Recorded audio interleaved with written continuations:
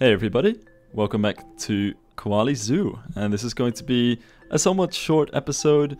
I'm just filling in some of the empty spaces that have been left around the zoo so far. So nothing too special, but still some important work that needs to be done at some point. And as always, we've got Rudi and Delady in here as well. How are you guys doing? Hello.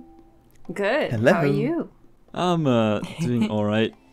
It's not quite as fancy of an episode as some of them are, but I think it's still some important stuff that needed to be done. So I'm starting off here with a guest services building, which is going to come next to the entrance in the actual park file. You might also notice that I'm not actually in the park file, but that is for the usual reasons. Why is that? Yeah, it's just becoming laggier and laggier for me, and it's just not really doable at this point anymore. I'm actually gonna try at the end of this episode to come back into it, but it was just unrecord worthy. It's like a lower FPS than what I usually even record my time lapses in, so I can speed them up and save on recording space. So that's really yeah, hard. it's kind of horrifying. We should, by the way, apologize because the last episode we mentioned that Mike was gonna take over this week. But oh, yeah. Mike has a lot of stuff to do right now for his job, so it's not even sure that he is able to do any video the next coming weeks. So we just gave him, like, how you say that, carte blanche, like whenever you have time, just scream at us and then you can take the park. But for now, we just have to live with the fact that we can't let Mike fill up everything that we hope people do or like fix. Yeah, exactly. So yeah, that's why Mike is not here, and that's why it's not Mike's episode. Yep. So I'm trying to sort of take over also his kind of job of sometimes filling in these empty nooks and crannies. I was thinking for a while of, you know, some sort of big projects to add into the zoo, but I figured it would be best to just take some time off, do something simple and small that fills in some of the things that have been left behind, some of the smaller parts that are empty, starting off with, of course, the entrance area, which, aside from this little plot, is more or less complete otherwise. Well, that's really nice. Like, someone has to do it. Yeah, exactly. I'm super happy you're doing it, because I was already also a little bit looking at what I could do next, and I was like seeing so many gaps that need to be filled. There are a like, lot, but it's gonna be mostly like filling up gaps, like whether it's like a small or a somehow bigger animal habitat, or just really adding restaurants, toilets, and those kind of things. We're actually really coming in that phase, like, to kind of wrap it up.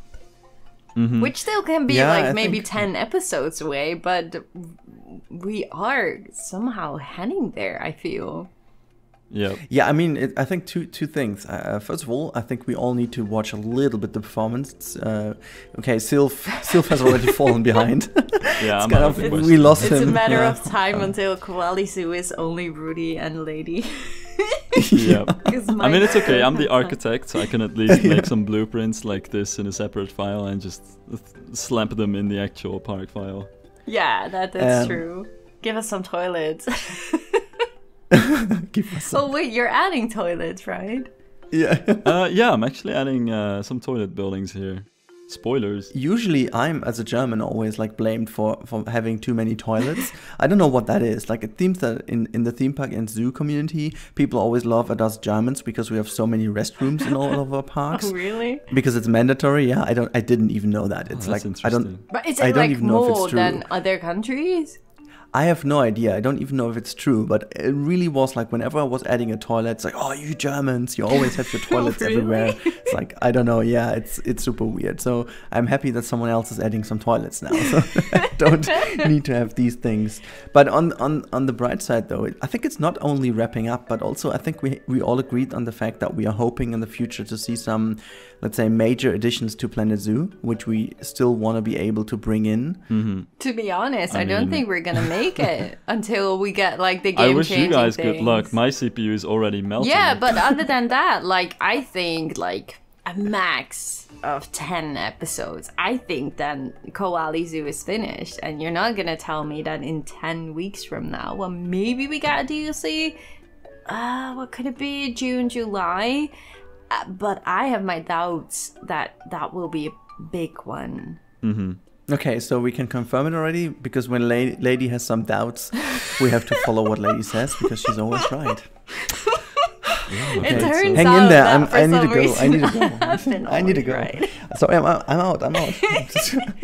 So let me just she make took it all clear. my hopes again. I really all my hopes. I wasn't sure for the last DLC. That one was kind of giving me more ideas about the future of Planet Zoo. Like obviously, I can only think about what I think that is going to happen. But seeing the last pack, the South America pack, it makes more than sense that it might be an Australian pack, or maybe some other continent, maybe Oceania, or at least not as big. And I am hoping that at least for like the December DLC, that will be like a big DLC with like either aviaries with birds, or aquariums, or aquatic DLC with like a bigger jump.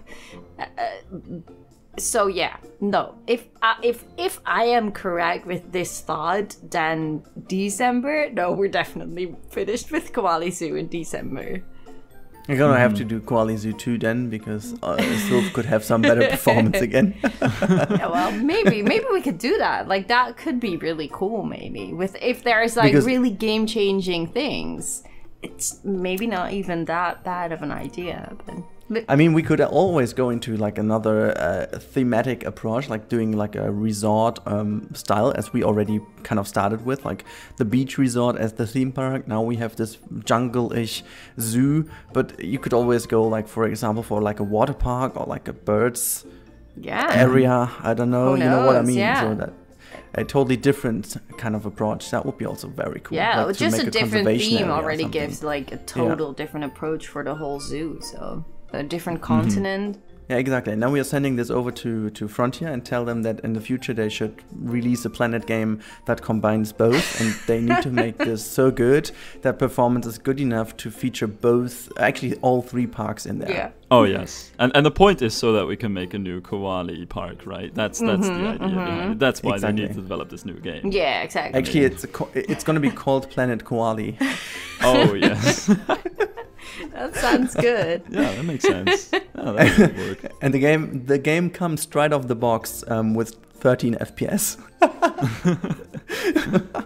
Oh god. Okay. No. Unironically though, I would love it. Like I mean, it's so cliche at this point, but a game that combines more than just zoos or water parks or theme parks all in one. I mean, that's the dream. Yeah. Oh yeah. Oh, most definitely. Like a resort, Planet Resort thing, you know? That would be fantastic. But yeah. And then why not just call it Koali? Yeah. You know, Frontier, our we don't charge that much for the license. Not that much, like maybe 10% of all total profits for the 3 games. And like, exactly. Some stock in Frontier. That's not much. But may I really say, by the way, Sylph, that I really like the front of the shop and the corner you're working on. It looks so beautiful. Yeah, it looks. And the detail. Oh, you know, gosh. You better not complain about pieces.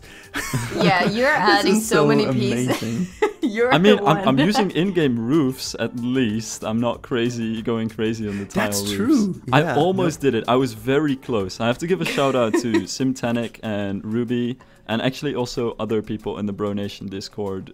But I don't know exactly who, because in the Bro Nation Discord, there appeared this idea of creating clay tile roofs with bamboo pieces and recoloring them into bamboo colors, which is absolutely amazing. Like, they totally look almost identical to these clay roofs. So I actually used some small bamboo. Wait, what's that bamboo? Yeah, it's bamboo on the end there, on the cornices. Yeah, I was also briefly checking in. I was like, hey, wait, they are not, like, aren't they pieces from, like, grid pieces? And you were, like, tilting them. And I was like, eh? Oh, so it's bamboo. Okay, got it. Interesting. Oh, that's really cool. It's super cool. So I don't know who I need to shout out for this exactly. I just know that it was, at the time, I believe, Simtanic who tagged me. And then people said, well, Ruby's also done it. And I'm not entirely sure who I should credit for this. If there's a person who has proved that they came up with this, or who just knows who came up with this, please comment it down below, because I'm very curious. But it's a super cool technique. Like, if you want to build custom clay roofs, use bamboo pieces. Amazing. It's just amazing. That's really in general, cool. the Flexicolor bamboo piece might be my most favorite item of the pack. Because it's so versatile. You can use it as you did. You can use it for like metal beams. You use them from the bridge. You remember 2 episodes ago? I remember that you used them for your custom bridge, and you can use them for like fences. You can use them for, well, obviously roofs, as we just learned. For clay roofs, it's really cool, and obviously, for bamboo. So, but well, who are we to use them as they're supposed to be used? I mean, they work well as bamboo as well, though. Don't want to count them out for that, but they're just one of the most versatile pieces in the game. Yeah. Really, really cool. Really nice, yeah. Oh, it looks so good. Yeah, the general architecture of this is just very heavily inspired by general Dutch colonial architecture around the world, just taking those Dutch gables, those typical decorations on the pointy roof gables that you find in Dutch buildings, and just using different kinds of textures, using these stucco walls and classical details, but altogether it's very Dutch, kind of bringing in that colonial theme again. Yeah, I feel like home again. I love it. Yeah. I love it. But no, I think I really do dig that style, especially because it blends in so well.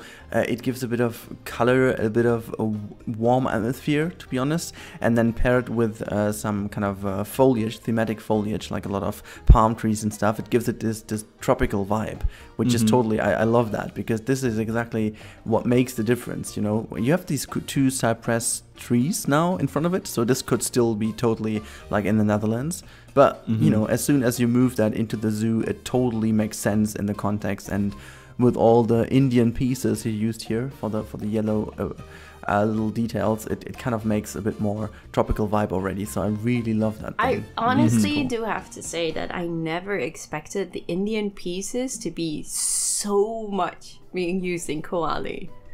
I really didn't see that coming, but the color just works out so well, and the textures. It's so funny to see it's coming back like in almost every build.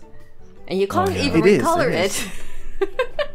I think it's just because the yellow tint fits so well, because it's such a good yellow muted color. It's not like super aggressive, but it's also not like too dirty, and it's also not like too saturated or desaturated. It's like a really cool good yellow tone for it. Yeah.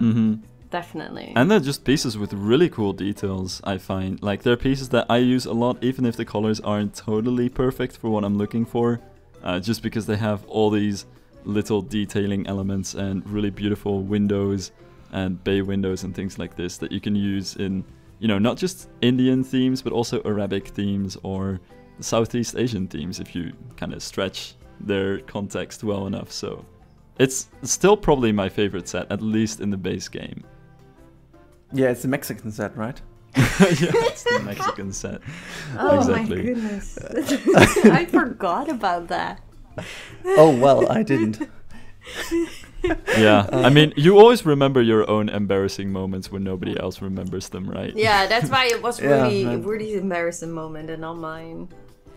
Yep. That's true, but I gotta say, I cannot even forget, like, people created an emote for that, you know? My channel has a Mexican emote now, and whenever Jennifer or Joel come into my videos, my server, or whatever, you are safe to say that 10 seconds later there is a Mexican joke going on. Oh, really? Yeah, well, yeah, I'll never ruined myself now with the rat panda. I mentioned it again in my last video, and it's like everyone is like, wait, are you calling it a rat panda? No one can hear it, right?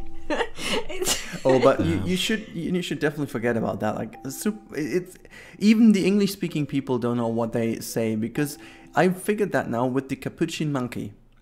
I tried to find a reasonable kind of common ground how this animal should be pronounced, because people in the comments were like, oh, I love the way how you pronounce that. And I was like, hey, wait a second, am I pronouncing it so wrong? And then someone who works in a zoo came to me and said like, hey, you need to make your pronunciation work by focusing on the chin. It's like actually the chin on your body. It's a capuchin monkey.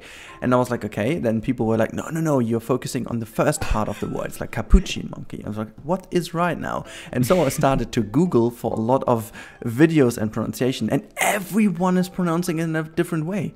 It's insane. Like, there's no common ground, it seems, for this animal. And so I'm like, whatever you call it, it's fine. And I think this is the same with the red panda, okay? No, it makes sense. Someone mentioned it, and it's not about the E and the A. It's about the T and the D. And in the Netherlands, there's just everything with a D and a T at the end sounds like a T. And you have to say red. I think that's it. Red exactly. panda. Yeah. But we are not used to it, at least not in the Netherlands, so it's like super hard. Red panda. I know. Sylv, are you making a custom roof again? Wait a second. Yeah, so this is where this is where the tile roof technique is on display. I mean, okay, this thing has a lot of pieces. But I think it's a really, really good showcase of why the bamboo pieces are amazing for tile roofs, especially if you're getting into shapes that, you know, the game doesn't have for tile roofs.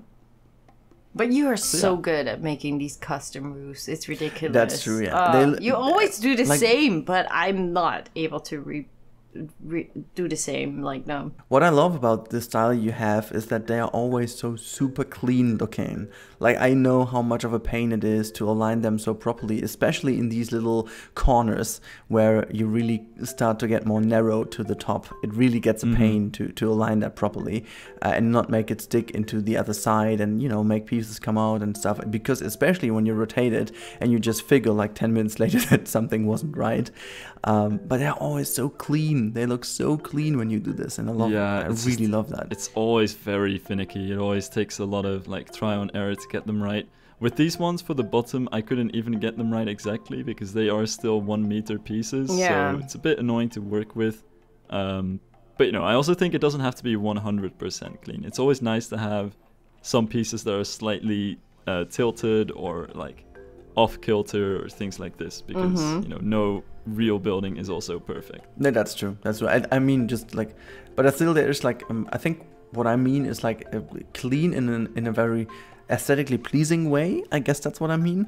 And not like clean in terms of perfectly aligned. I think because you can still build in Planet Coaster and Planet Zoo in a way that the roofs still look messed up, if you know what I mean. If you just don't care about this at all, they become very like unclean and like really, I don't know, they just don't look natural. And what I really like about your stuff is that it looks natural, especially with the roof color variations you did here. Oh my god, that looks so good. Yeah. Yeah, that's my favorite thing about doing custom roofs, is that you can really have full control over the color of each piece, so you can really induce some color variation, which is something that you miss with recolorable pieces, unfortunately. Yep. But it looks super cool. Like also with the little, kind of whatever you made a frame down there. Yeah, I'm really looking like, what is this going to be? Oh wait, oh yeah, of course, yeah.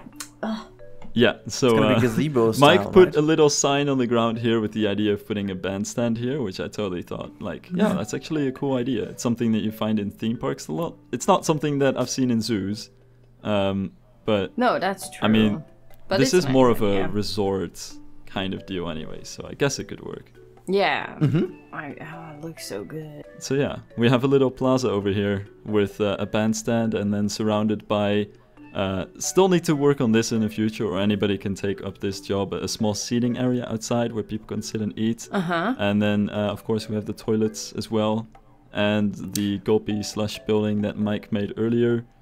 So this is kind of a sort of area at the back of the zoo where there's not so much going on in terms of habitats or animals or even general, natural environments, but it's really just a chill area where you can sit down and enjoy some food and entertainments and things like this. Oh, that's so cool. Actually, I also gotta say, I love that this now tilts a bit more towards the actual Koali beach style with the toilets and this gazebo. It kind of reminds me of the little viewing platform you made for the little lake in front of the volcano in one of the very first episodes of Koali Beach, actually.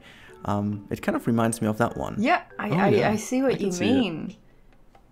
That's so good. I love it. That's basically really nice. It may not be long, Sylv, but it's really, really well done. Looks really great. I mean, yeah. It's not about the length, right? It's about what you do. Okay. Yeah, well. But I was trying so hard to keep it.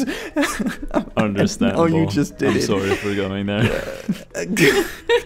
Aliyah will love it. Aliyah will love it. Oh yeah, for sure. I know she will.